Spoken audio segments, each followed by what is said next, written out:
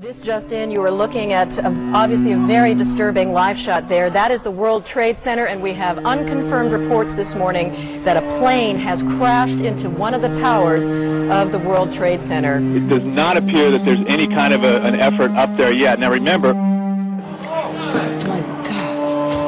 That looks like a second plane. This looks like it is some sort of a concerted effort to attack the World Trade Center that is underway in downtown New York. The second building that was hit by the plane has just completely collapsed. They told me that there had been these planes that crashed into the Twin Towers. They told me that it appeared that this was not accidental, that there was a lot of uncertainty, and that there were other things that were still unfolding. I turned to the individuals in the plane with me, and I said the world will never be the same. And Andy says a second plane is hit the World Trade Center. America's under attack. Well, he looked in my direction at one moment, and he said, "Never let this happen again."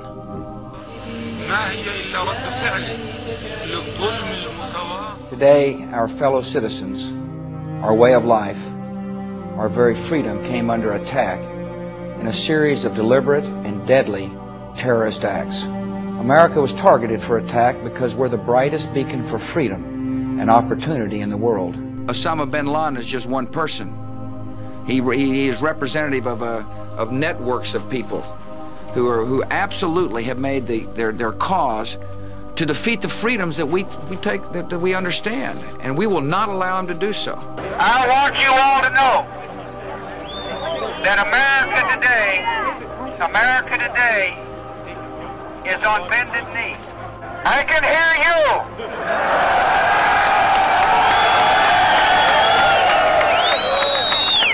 I can hear you. The rest of the world hears you. And the people who knock these buildings down will hear all of us soon.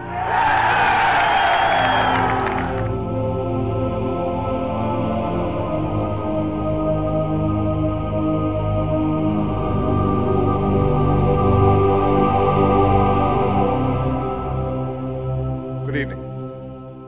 Tonight, I can report to the American people and to the world that the United States has conducted an operation that killed Osama bin Laden, the leader of Al-Qaeda, and a terrorist who's responsible for the murder of thousands of innocent men, women, and children.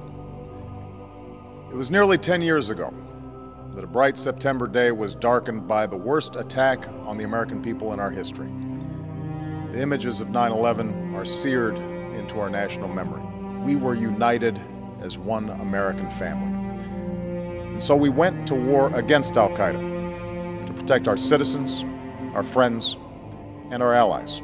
And finally, last week, I determined that we had enough intelligence to take action and authorized an operation to get Osama bin Laden and bring him to justice.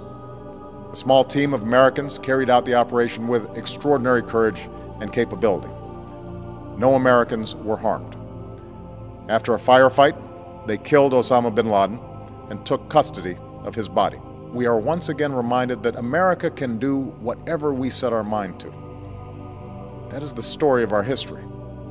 Whether it's the pursuit of prosperity for our people, or the struggle for equality for all our citizens, our commitment to stand up for our values abroad, and our sacrifices to make the world a safer place.